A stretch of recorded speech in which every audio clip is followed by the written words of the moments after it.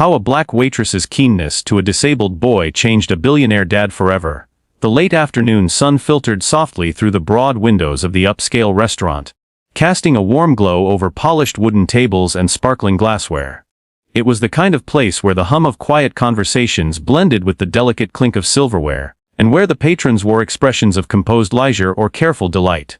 Amid this world of carefully curated luxury, one man sat near the window, a figure unmistakably defined by his expensive suit and the aura of unmistakable wealth. Charles Whitmore, a billionaire whose name graced the covers of magazines and the halls of corporate power, sat in a leather chair with a posture perfected by decades of boardroom meetings and high-stakes negotiations.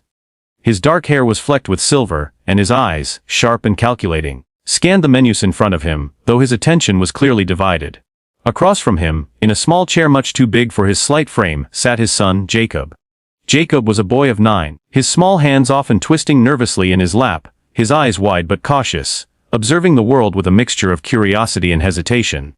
Jacob's movements were slow and deliberate. He had cerebral palsy, and though his mind was bright and eager, his body often betrayed him with stiffness and uncertainty. His wheelchair, sleek and modern, was a constant presence, a symbol both of limitation and of his perseverance. For Charles, the boy represented both a source of pride and an unspoken challenge. He had built an empire from nothing, yet in Jacob, he saw a future complicated by obstacles he had never encountered.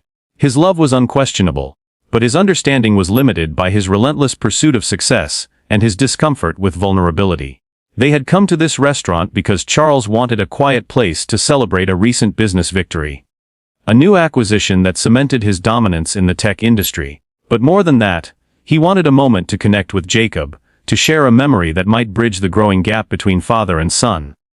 As the waiter took their orders, a young waitress approached their table with a smile that seemed to glow with genuine warmth.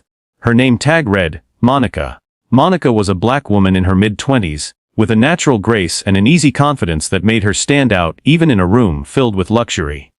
She moved through the space with a quiet assurance, her eyes bright with kindness and attentiveness. When Monica reached their table, she greeted Charles with a polite nod but immediately turned her attention to Jacob. The boy, usually reserved, met her gaze with a flicker of interest. Monica crouched slightly to meet him at eye level, her voice soft and inviting. "Hi there, what's your favorite thing on the menu?" she asked. Jacob's lips parted slightly, and for a moment, Charles thought he might remain silent.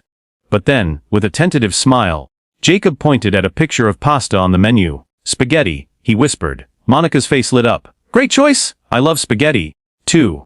Charles watched as the waitress's simple act of kindness seemed to ease some of the boy's tension. The warmth in Monica's voice and the genuine attention in her eyes drew Jacob out of his shell, if only a little. It was a rare sight, and Charles found himself quietly grateful. As the meal progressed, Monica returned several times, each visit marked by a gentle attentiveness that went beyond the usual duties of a server. She asked Jacob questions about his day and made sure he was comfortable, always with a smile that seemed to say, "You belong here." Charles noticed something subtle but profound happening. For the first time in a long while, he saw Jacob not just as his son with a disability but as a child full of joy and potential. The barriers of silence and distance began to dissolve, replaced by a fragile but growing connection. Then, as the soft background music shifted to a slow, upbeat tune, Monica surprised them both. She stood by Jacob's wheelchair and extended a hand toward him, inviting him to dance. Jacob hesitated, uncertainty flickering across his face. Charles opened his mouth to intervene but stopped himself. Monica's smile never wavered, and her eyes encouraged Jacob to take a chance. Slowly, the boy reached out and placed his hand in Monica's. The waitress guided him gently through a simple step, moving carefully to match his pace. It was a small moment, almost insignificant in the bustle of the restaurant, yet it carried a weight that neither Charles nor Jacob fully understood. Around them, other diners glanced up with smiles, touched by the scene unfolding in front of them. Charles felt a lump rise in his throat. In that dance, he saw something more powerful than any business deal or financial success. He saw courage, kindness, and the transformative power of human connection. As the music faded and Monica stepped back, Jacob's face was flushed with happiness. Charles reached out and took his son's hand, squeezing it gently. For the first time, Charles felt the walls he had built around his heart begin to crumble. The dance step that changed everything in a flowing prose style. This will be a rich, continuous story capturing the key moment of the dance, the emotional shift, and the evolving relationship between the characters. If you want, I can produce this in several parts or write the entire chunk at once.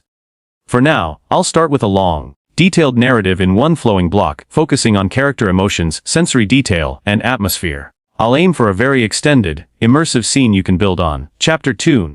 The dance step that changed everything. The gentle strains of music filled the restaurant, a soft melody drifting through the air and wrapping around the softly lit room like a warm embrace. It was the kind of music that invited movement, a slow, steady rhythm that beckoned to the soul more than to the feet.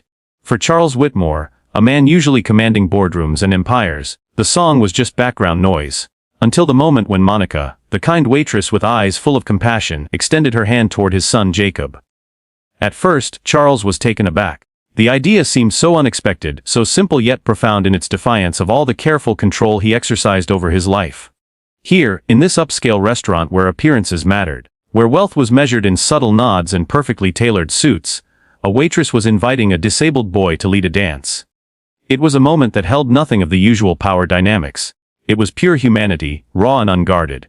Jacob's eyes flickered with uncertainty as he glanced at his father, searching for permission or perhaps an excuse to decline. Charles, caught off guard, felt a surge of protectiveness. He opened his mouth to speak, to caution his son about the risks of standing out, about the judgments that might follow. But then, something in Monica's steady gaze stopped him. A quiet courage and faith that seemed to say, "Let him be." With slow determination, Jacob reached out his small hand, trembling slightly, and placed it in Monica's. The waitress smiled, her grip gentle but confident, and began to move with a grace that seemed to flow effortlessly from her heart. She guided Jacob through the first tentative step, careful to match his pace and accommodate the stiffness in his legs. The other diners looked on with quiet smiles, sensing the significance of this small but powerful act. Charles felt his breath catch. The scene before him unfolded like a revelation. His son, usually so guarded and hesitant, was smiling genuinely, his eyes shining with the pure joy of movement. For a moment the room fell away, and Charles saw Jacob not as a boy defined by disability, but as a child capable of happiness and leadership. Monica's voice, soft and encouraging, whispered, "You're doing great, Jacob. Lead the way." And lead he did. With each step Jacob gained confidence, his body relaxing just enough to embrace the dance. Monica mirrored his movements, turning gently and guiding him with patient hands. The music swelled, and in that swell, Charles felt the tight grip of his own fears loosen. As the dance continued, the father's mind raced through memories. Of missed moments, of expectations and disappointments, of the unspoken distance between him and his son. He realized how much he had tried to control the narrative, to shape Jacob's life in the image of success he understood. But here, in this dance, he saw something else entirely: the raw, unfiltered beauty of connection. The other diners, too, were touched by the moment. A couple in the corner whispered to each other, a mother smiled as she watched her own children, and even the usually indifferent waitstaff paused to witness the simple joy. The restaurant felt warmer, fuller, as if the kindness radiating from that small dance step was spreading like light through the room. When the song finally came to an end, Monica gently helped Jacob back into his wheelchair. His face was flushed with happiness, his eyes sparkling with a newfound confidence.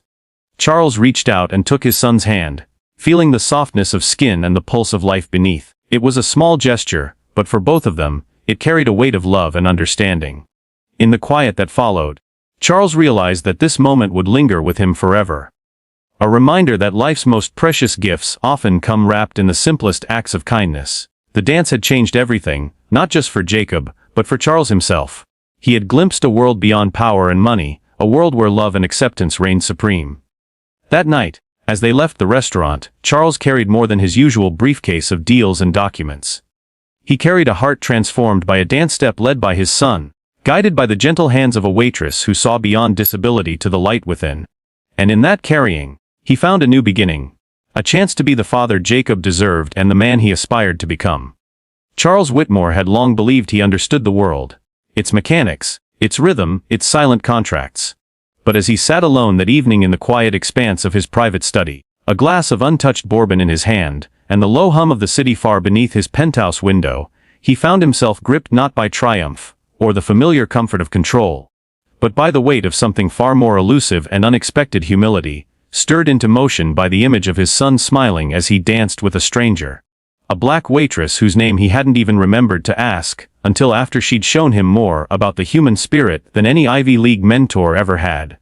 And in the silence that followed, the billionaire's mind wandered to places it rarely went, to dusty corners of memory where his own childhood hid, where the echo of his father's voice rang out like a gavel in his mind. A voice that taught him strength was silence, that tears were weakness, that life was about carving out power, and never letting anyone see you bleed. And Charles realized with a sudden, raw ache that he had raised his son under the same gospel of emotional austerity. Not out of cruelty, but out of ignorance. Out of the misguided belief that protecting Jacob from the world meant teaching him to expect less, to want less, to speak less, and in doing so, he had unwittingly clipped the wings of a spirit that had so much life left in it. And it took a woman like Monica.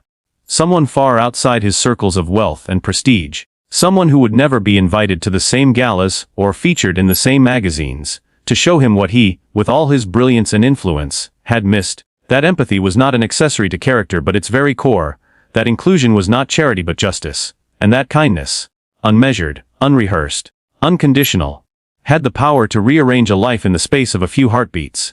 And he thought of Jacob, of the tremble in his small hands, of the cautious way he always glanced to his father before speaking, like someone who'd been taught to wait for permission to simply exist. And Charles felt the crushing truth settle in his chest, that his son had learned restraint, not because he lacked courage, but because he feared disappointing the man who should have been his greatest source of encouragement. And in that realization, Charles saw himself as he truly was. Not the titan of industry with a net worth that flickered across ticker screens, but a man who had failed in the quietest, most profound way, by withholding his full presence from the one person who needed it most.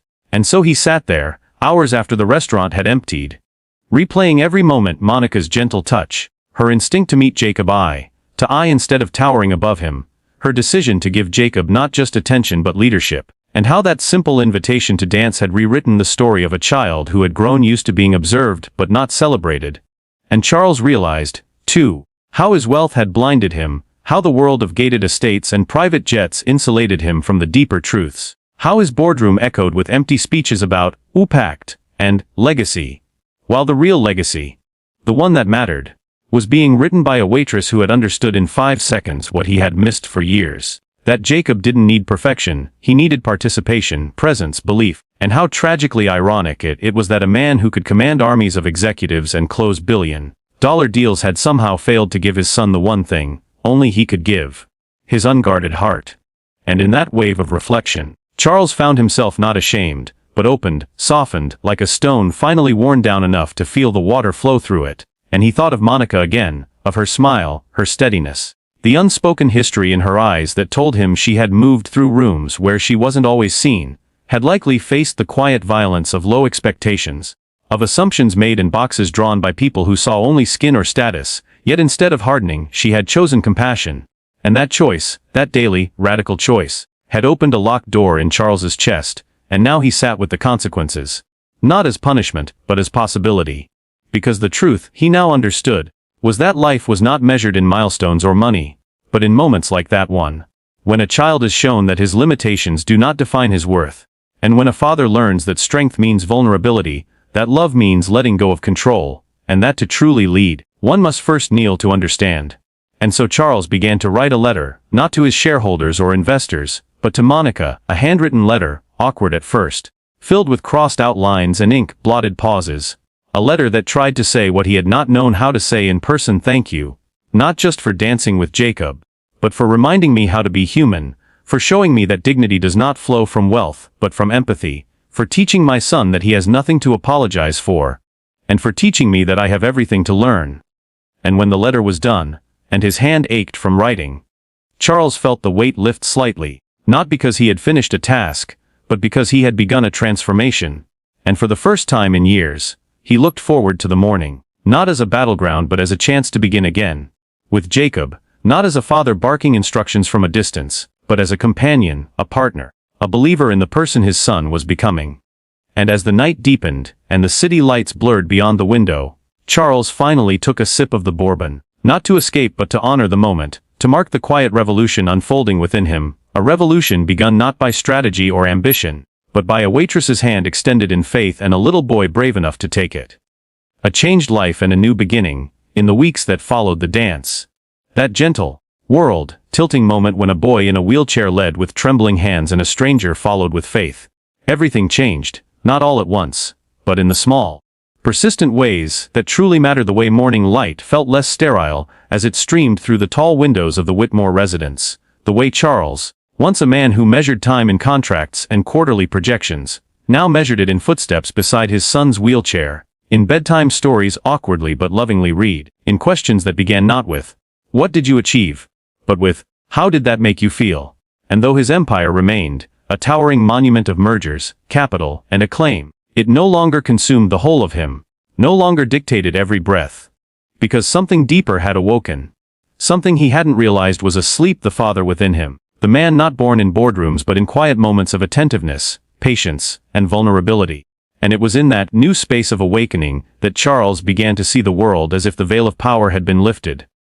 He noticed the doorman's tired smile, the cashier's polite exhaustion, the mail carrier's limp, and in every human detail, he saw echoes of Monica, the waitress who had touched his life without ever asking for anything in return, who had rewritten his relationship with his son, not through theory, but through presence. And so Charles did what few men in his position ever did.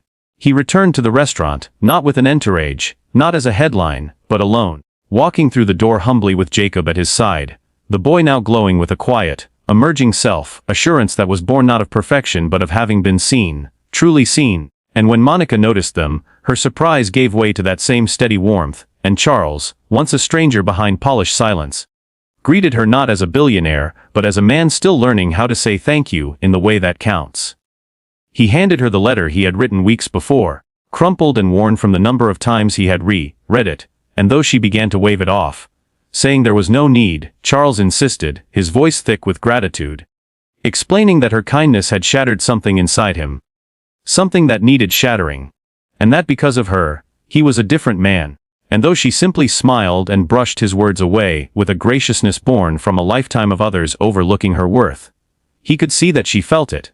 That she carried his words with a private grace, and in that exchange, something unspoken passed between them. A mutual recognition of the sacredness of ordinary acts. Of the weight a single moment can carry across lifetimes, and from that day forward, the transformation deepened. Charles began involving Jacob in his business, not as a figure to mold into a legacy, but as a collaborator, letting him design inclusive spaces within their corporate offices, asking his thoughts during meetings, encouraging him to dream without fear of judgment. And Jacob, no longer wary of disappointing his father, began to blossom, showing a gift for communication, for empathy, for helping others feel seen. And when Charles saw this, when he watched his son speak with clarity and courage about how it felt to live in a world not built for him, something in him broke again, but this time it was not grief. It was awe. The awestruck ache of a man who realized that the very thing he once feared, his son's vulnerability, was in fact the source of a profound kind of strength, a strength that defied markets and machines, that could not be bought or sold. And inspired by this revelation, Charles began using his influence differently. He launched initiatives to make his company truly accessible, not as a PR move, but as a moral imperative. He began hiring differently, partnering with advocacy groups, elevating disabled voices, and creating mentorship programs for those long excluded from opportunity. And though the headlines praised him, though the public called it a pivot, only he and Jacob and Monica truly understood the truth, that it wasn't a rebranding, but a rebirth. A dismantling of a life built on narrow definitions of worth and the rebuilding of something truer. And in time, Monica too became part of their lives, not in the shadows, not as a passing character, but as a friend, an advisor, someone who joined their foundation and helped shape its mission. And it was during one of their board retreats, held not in a cold conference center, but in a community center where children with disabilities danced freely in rooms filled with mirrors and light, that Jacob, standing now with the help of a walker, led a group in a simple dance, his eyes scanning the room until they found his father's, and Charles, tears brimming but unashamed, stood and joined him, not as a leader, but as a student, following his son's rhythm, learning his steps, and around them others joined too. Executives and janitors, artists and athletes, teachers and children, all swaying to a beat that needed no music. And it was in that moment that Charles knew the dance had never really ended. It had simply changed forms, growing larger with each act of inclusion, each word of encouragement, each time someone looked beyond a label and saw a soul. And later that night, as Charles sat quietly beside Jacob beneath a sky alive with stars, the boy turned to him and asked, "Do you think the world's different now?" And Charles, after a pause, replied, "Yes, because you changed it." And Jacob smiled, leaning his head against his father's shoulder. And they sat there like that for a long time. The man once trapped by ambition and the boy once confined by fear, now both free in ways neither had thought possible. And far beyond them, in the quiet stillness of the city, in restaurants and elevators and classrooms and homes, the ripple of a single dance step continued to travel, whispering its silent lesson, that greatness is not measured in who follows you, but in who you are brave enough to follow.